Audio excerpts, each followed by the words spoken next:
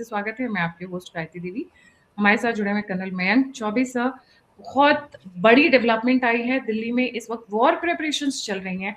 उसके संदर्भ में एक बहुत बड़ा न्यूज पॉइंट आया हुआ है। Sir, very warm welcome on the show. I would like you to give the breaking news. Over to you sir. Thank you Gayatri ji. और ब्रेकिंग न्यूज ये था कि सडनली दिल्ली में एनडीएमए ने अनाउंस किया है कि वो मॉक ड्रिल करना चाहेगा। अब जैसे ही मॉक ड्रिल की हम बात करते हैं तो हमारे दिमाग में सिर्फ एक डेट आती है, वो थी 6-7 मई 2025। और 6-7 मई 2025 को भारत में मॉक ड्रिल का प्लान किया गया था। और मॉक ड्रिल का प्लान किया गया था, सायरन बजने थे, लोगों ने कुछ प्रिकॉशंस लेने थे, लेकिन एंड में आखिर होता क्या है कि ऑपरेशन सिंदूर लॉन्च हो जाता है। तो हर एक कोई इसको उस चीज से जोड़कर देख रहा है। बिल्कुल आपने जो ये निकाला है, नॉर्थ ईस्ट डिस्ट्रिक्ट है दिल्ली का, उसमें इसका मॉक ड्रिल का पूरा प्रोग्राम है। मैं नॉर्थ ईस्ट दिल्ली के नक्शे को देख रहा था कि आखिर चुनने का कारण क्या है नॉर्थ ईस्ट दिल्ली को। तो होता है ना कि हर तरफ आप टटोलते हो कि आखिर रीजन है कि दिल्ली में कितने डिस्ट्रिक्ट्स हैं, बट वही नॉर्थ ईस्ट। तो नॉर्थ ईस्ट में मुझे मिला है, जो लोग दिल्ली से वाकिफ हैं, कुछ इलाके हैं जैसे कि करावल नगर हुआ, यमुना विहार हुआ, सीलमपुर हुआ, इन इलाकों में है। अब क्यों इसको सेलेक्ट किया गया है, ये मैं अभी भी इसको डिसाइफर करने का प्रयास ही कर रहा हूं। लेकिन हर चीज के पीछे एक मायना होता है कि एनडीए में जब मॉक ड्रिल करती है तो साल में 1 या 2 करती है। तो अचानक इतनी जल्दी, इतने शॉर्ट नोटिस पे इसको करने की आवश्यकता क्या पड़ी? तो हमारा ध्यान जाता है कि कोई आतंकवादी का मॉड्यूल था, वो बस्ट किया गया था। और उसमें उनका प्लान था कि आज के दिन, यानी हनुमान जी की जन्म उत्सव के समय कुछ प्रोग्राम करने का अनुमान था। तो हो सकता है इस चीज को लेकर, लेकिन जब वो मॉड्यूल बस्ट हो गया तो फिर इसको करने का क्या प्रोग्राम था? तो ये बार बार चीजें जो हैं ये दिमाग में कौंधती हैं कि आखिर इस समय इसको करने का क्या था।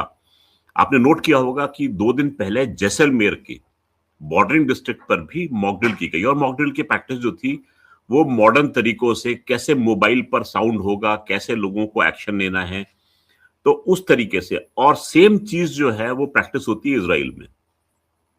तो हम क्या इजराइल की तरीके से अपनी जनता को ट्रेन करना चाहते हैं कि in case of any emergency या एक्सीजेंसी जो है वो हम क्या एक्शन लेना चाहेंगे? तो ये क्या हम सीख रहे हैं जी। ये नक्शा आपको डाल दिया है गायत्री जी ने, पूरा का पूरा दिल्ली के एरिया को। गाजीपुर लैंडफिल के लिए फेमस है, वो जो बड़ा ऊंचा टीला कचरे का जो दिखता है। और तो जहां तक मेरा जी सर, ये ईस्ट दिल्ली के एक्चुअली 13 विलेजेस का ये यूनियन माना जाता है, जिसमें से मेजर विलेजेस का यहाँ पे नाम हमने डिस्प्ले किया हुआ है। कुछ एक छोटे पतले हैं, उसका नाम डिस्प्ले नहीं कर पाए हैं। पर इसमें जो इम्पोर्टेंट है, एक तो वो कोटला हो जाता है, आपका गाजीपुर हो जाता है, खिरचपुर हो जाता है, खरौली हो जाता है, कोंडली हो जाता है। बस एक चीज बहुत इंपॉर्टेंट है इस एरिया के बारे में। East Delhi is predominantly from a विशेष समुदाय जी। ये उनका डोमिनेटिंग एरिया है जी।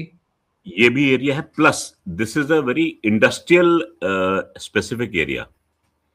तो 2 चीजें देखने वाली हैं इसके अंदर कि आखिर उस एरिया को सिलेक्ट क्यों किया गया। इंडस्ट्रियल एरिया में मुझे इसलिए पेक्यूलर लग रहा है क्योंकि अभी आपने नोट किया होगा ईरान और अमेरिका के युद्ध में अटैक जो किया गया था वो इंफ्रास्ट्रक्चर पे किया गया था।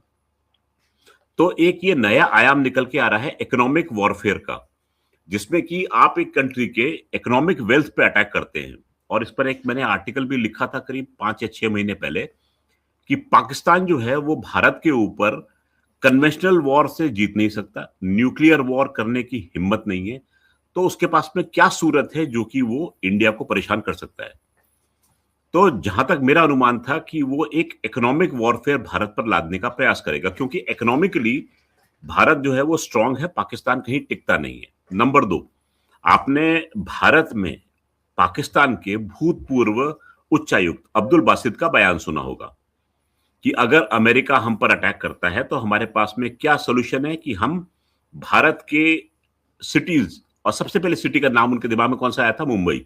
मुंबई क्यों फेमस है? मुंबई जो है वो भारत की इकोनॉमिक हब है, फाइनेंशियल कैपिटल है। उस पर अटैक करेंगे। तो ये सोच जो है ये उनके दिमाग में है और ये हमारे जितने प्लानर्स हैं वो जानते हैं। तो क्यों इसको टारगेट करना चाहते हैं और क्या उनकी मंशा हो सकती है, क्यों इसमें व्यवधान डालेंगे? क्योंकि आप जो है भारत की बराबरी नहीं कर सकते इकोनॉमिकली किसी भी सूरत में। भारत आपसे बहुत आगे निकल चुका है और पाकिस्तान जो है वो भारत के कहीं भी सोच में नहीं है। हम लोग पाकिस्तान के बारे में नहीं सोचते जितना पाकिस्तान को भारत के साथ में अपने आप को इक्वेट करने में मजा आता है। हम लोग पाकिस्तान से इक्वेट नहीं करते। तो उनकी हमेशा से ये रहती है कि हम जो है किसी तरीके से भारत की इकोनॉमिक जो रीढ़ है उसको हम चोट पहुंचाए। तो मेरा अनुमान है इन दोनों चीजों को मिला के कि यहाँ पर किसका वास है और यहाँ पर क्या एसेट है, ये दोनों चीजें मिलती हैं तो फिर जाकर हमें ये पता लगता है कि why East Delhi has been selected. जी गायत्री जी। सर एक चीज और है, पीछे बैक टू बैक अगर आप नोटिस करेंगे बहुत सारी डेवलपमेंट्स आ रही हैं back to back. Cabinet committee on security की मीटिंग्स होती रही हैं, मोदी जी डोभाल की मीटिंग्स होती रही हैं इन पर्सन, जाके मिलना विच इज जनरली कम होता है। और इसमें पाकिस्तान के नजम सेठी से लेकर पूरी पाकिस्तानी मीडिया, जियो टीवी, ये कह रहे हैं कि भारत एक फॉल्स फ्लैग ऑपरेशन करके पाकिस्तान पे हमला करेगा। हमने कभी आज तक हमला किया ही नहीं है। We have always played defensive with Pakistan, never offensive. बल्कि दिल तो कहता है कि दिल मांगता है, हिंदुस्तानी जनता कहती है प्लीज आओ इस मुसीबत को वंस फॉर ऑल खत्म कर दो। खत्म बट कर दो। हाँ। वंस बट वो जो हमारी डॉक्ट्रिन है, no first use doctrine and no first attack doctrine जो है, उसके चलते भारत कभी नहीं करता। पर अभी ये जो नजम सेठी के बयान और इस बासित जी के बयान और जिस तरीके से मीटिंग्स का दौर जारी है, जिस तरीके से ईस्टर्न एंड वेस्टर्न सेक्टर पे हाइटन एक्टिविटीज हैं दोनों तरफ का, पाकिस्तान का भी और ईस्ट पाकिस्तान का भी, ये ऐसा लग रहा है कि there is something cooking in between, पीछे कुछ जबरदस्त चल रहा है। हमने पहलगाम के बाद किया था अगर देखा जाए, जो आप जिसका आप जिक्र कर रहे हैं मई के महीने में पीछे, राइट? अभी फॉल्स फ्लैग ऑपरेशन करने का कोई सेंस नहीं बनता unless and until there is a risk assessment, there is a threat assessment.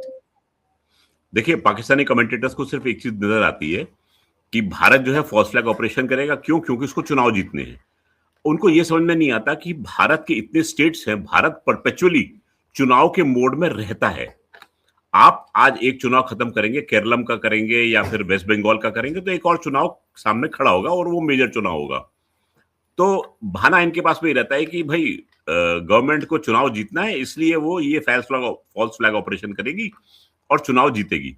और आप देखते जाइए जैसे जैसे 2029 करीब आएगा, इनके ये डर जो है बढ़ने लगेंगे और मैं कहूंगा ये डर अच्छा है इस समय। कारण क्या है? देखिए पाकिस्तान की जो कहते हैं ना कि गर्दन जो है वो फंसी हुई है इस समय ईरान, इजराइल, यूएसए के युद्ध में। प्रेशर पाकिस्तान के पास में ये है कि आप यूएसए की मदद कीजिए अगेंस्ट ईरान, और पाकिस्तान जो है वो नहीं करना चाहता यूएसए की मदद, लेकिन मना करे तो कैसे करे? तो उसने एक सबसे पहला बहाना कौन सा तलाशा था? अफगानिस्तान का, कि हम अफगानिस्तान के बॉर्डर पर उलझे हुए हैं। लेकिन उसमें दाल गली नहीं, दाल नहीं गली। प्रेशर आया कि भाई आप मदद कीजिए। आपको नोट करना पड़ेगा एक बयान जो कि आईआरजीसी के पार्लियामेंट के बॉस ने दिया था कि एक रीजनल कंट्री जो है वो हमारे दुश्मनों का साथ दे रहा है और वो चाहते हैं कि एक आइलैंड पर कब्जा किया जाए। अगर ऐसी बात होती है तो हम उस कंट्री के इंफ्रास्ट्रक्चर को खत्म कर देंगे। और कंट्री कौन सा हो सकता है? आप अनुमान लगा सकते हैं कि कौन सी कंट्री जो है वो साथ दे रही है, क्योंकि सारी कंट्रीज तो लड़ाई में मुलव्विज है। तो बचा कौन? एक पाकिस्तान। तो पाकिस्तान को एक तरीके से वार्निंग दी गई। दूसरी वार्निंग शॉट क्या थी कि पाकिस्तान का एक फ्लैगशिप था, उसके ऊपर अटैक होता है। नंबर 2, ट्रंप साहब जो है पब्लिकली पाकिस्तान की खिल्ली उड़ाते हैं। दो बातें कहते हैं वो कि भाई पाकिस्तान के फ्लैग के अंडर में वहां से शिप निकल रहे थे। भाई कौन अपने साथी के बारे में ऐसा कुछ बताएगा? नंबर 2 कि कहते हैं आपने पाकिस्तान के साथ में नेगोशिएट करे थे, बात करते कहते हाँ मुझे ना हारे हुए लोगों के साथ में बात करने में बड़ा मजा आता है। तो उन्होंने एक तरीके से पाकिस्तान की खिल्ली उड़ाई। होता है ना जैसे आपका कोई स्लेव है, उसको स्लेव को आप स्लेव की तरह ट्रीट करते हो, वो भी पब्लिकली। तो ये चीज मैं नोट कर रहा हूं। और मैं गायत्री जी, मुझे पता नहीं क्यों ऐसा लग रहा है कि जिस प्रकार से सीरिया में एक यूएन डेजिग्नेटेड टेररिस्ट को प्रेसिडेंट बना दिया गया है, वैसे ही यूएसए ने बीएलए को एक टेररिस्ट ऑर्गेनाइजेशन घोषित किया है। तो क्या ट्रम्प साहब पाकिस्तान की नजदीकियां चीन के साथ देखते हुए और पाकिस्तान की हरकतों को देखते हुए बीएलए का साथ देना शुरू ना कर दें और आसिम मुनीर को हॉट पोटैटो की तरह से ना गिरा दें? ये पॉसिबिलिटी मुझे पता नहीं क्यों मुझे सर ये एक होती एक मुझे दिख पॉइंट रही है। कल भी एक पॉइंट ऑफ व्यू हमारे चैनल पे डिस्कस किया गया था कि अच्छा। क्योंकि इस वक्त यूएस से परेशान है, जितना फोकस और अटेंशन ईरान इसराइल वॉर और यूएसए को मिल गया और उनकी मिट्टी पलीत हो गई है, तो maybe to divert the world attention they might just step off, और मे बी जैसे क्या पहलगाम क्या बिना पाकिस्तान यूएस को वो बिना किए हुआ था। I am sure the US and the important people sitting in important places knew about what is happening. Pelgam, they knew, and they were बोलते हैं hand in gloves with that thing which happened.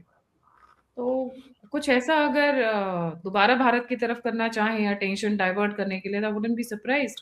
Gayatri जब जी, जब मैं इस चीज को दूसरे angle से देख रहा हूँ। आज ट्रम्प साहब का आपने भाषण सुना होगा आपने। ट्रम्प साहब ने क्लियर किया था कि ईरान जो है उसने अपनी मिसाइल ताने थी और वो यूएस के लैंड पे अटैक कर सकता था, इसलिए हमने जाके उसको अटैक किया, उसको खत्म किया। हमने नोट किया होगा आपने इस चीज को। अगर आपने इस चीज को नोट किया तो आपने दूसरी चीज भी नोट की होगी कि 18 मार्च को तुलसी गबार्ड नाम की एक महिला है जो डायरेक्टर है नेशनल इंटेलिजेंस की यूएस में, उन्होंने एक बयान दिया था कि पाकिस्तान जो है उसके पास मिसाइल्स है और उसकी मिसाइल जो है वो अमेरिका की तरफ भी तन सकती हैं। तो ये मैंने एक छोटी सी रील बना के डाली थी कि क्या अगला टारगेट पाकिस्तान नहीं हो सकता, क्योंकि इस समय अमेरिका ने अपने आप को बिल्कुल क्लियर कर दिया कि पाकिस्तान, जो भी दुश्मन देश पाकिस्तान की तरफ मिसाइल तानेगा उसको हम खत्म कर देंगे। ईरान का उन्होंने कर दिया।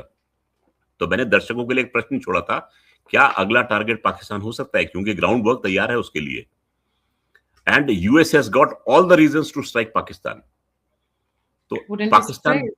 जी, तभी आपको ध्यान होगा अब्दुल बासित का वो डर कि अगर अमेरिका अटैक करता है तो हम क्या करेंगे।